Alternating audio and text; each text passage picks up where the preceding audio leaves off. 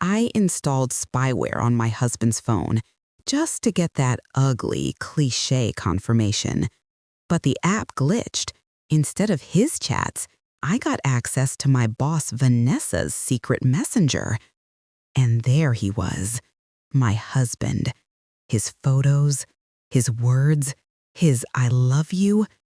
And her username was my old childhood screen name, the one he used to call cute.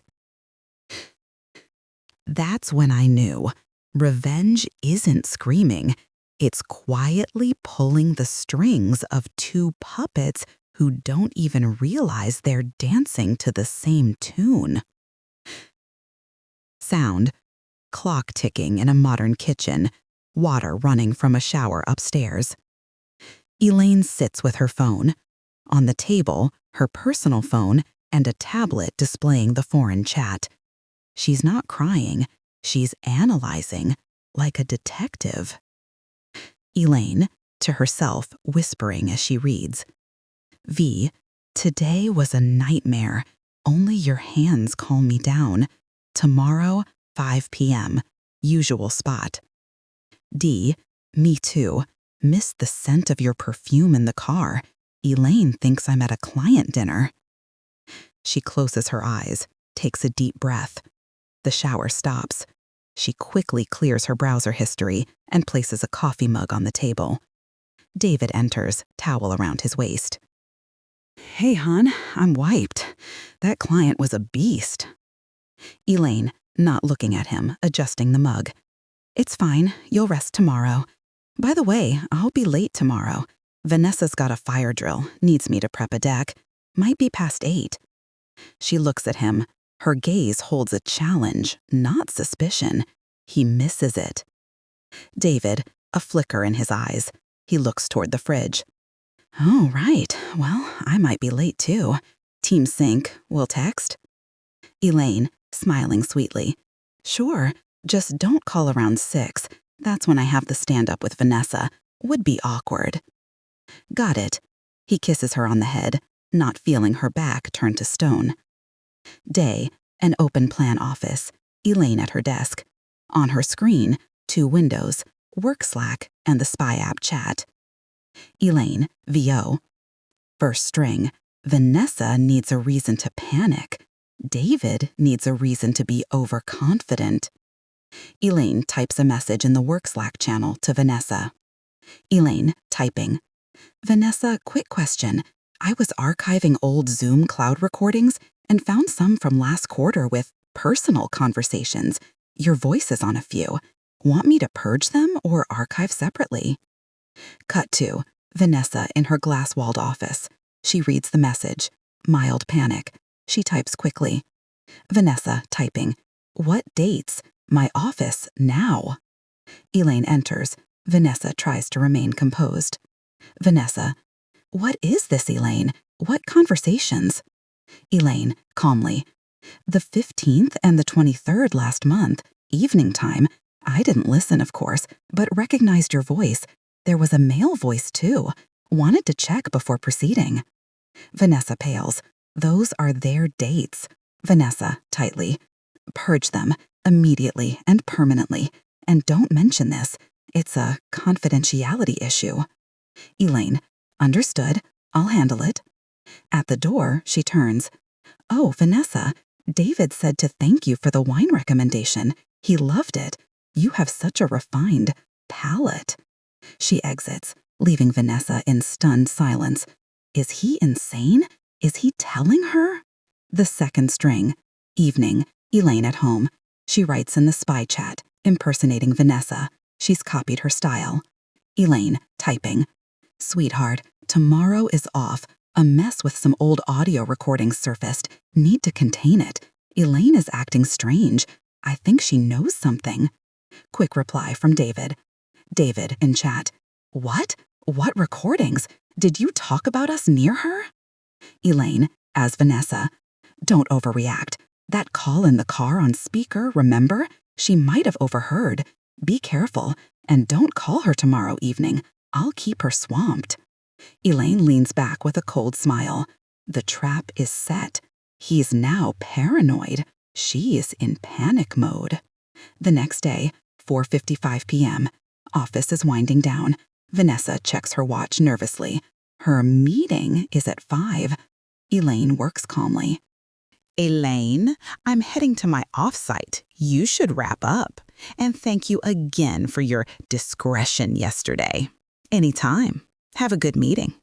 Vanessa leaves. Elaine waits 10 minutes, then calls David on speakerphone. David, on speaker, tense.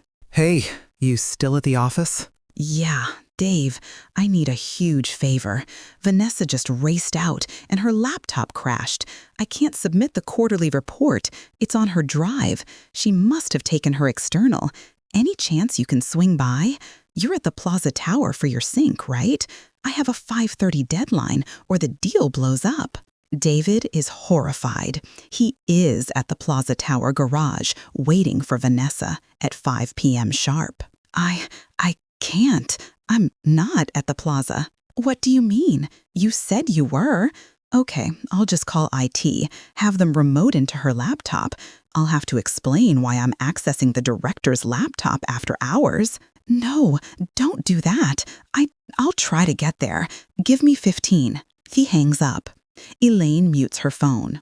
Her face is a stone mask. She pulls up a live feed from a discreet webcam on her desk, pre-planted, and waits. 5:10 p.m. The feed shows a flustered Vanessa rushing in. David must have texted her to meet at the office due to the laptop crisis. She storms to her desk, sees Elaine. Elaine, what's the emergency? Where's my laptop? Everything's under control, Vanessa. I sorted the report. Your laptop? I think you have it with you. At that moment, a breathless David appears at the office entrance. He sees them both, his wife and his mistress. He freezes. His world implodes. David, Vanessa, Vanessa, hissing at David with pure venom. You idiot! Did you tell her? David, stunned, looking at Elaine. Tell her? Tell her what? You know something? Elaine stands up. Her voice is quiet, clear, and cuts like glass. She looks between them. No? I know my husband sends love notes in a secret chat. I know my boss uses my old nickname to hook up with a subordinate. I know about the 5 p.m. meetings in the car, about your client dinners, Dave, about your offsites, Vanessa. They are paralyzed. Shock. Elaine continues, taking a step forward. You know what the perfect revenge is? It's not a scene.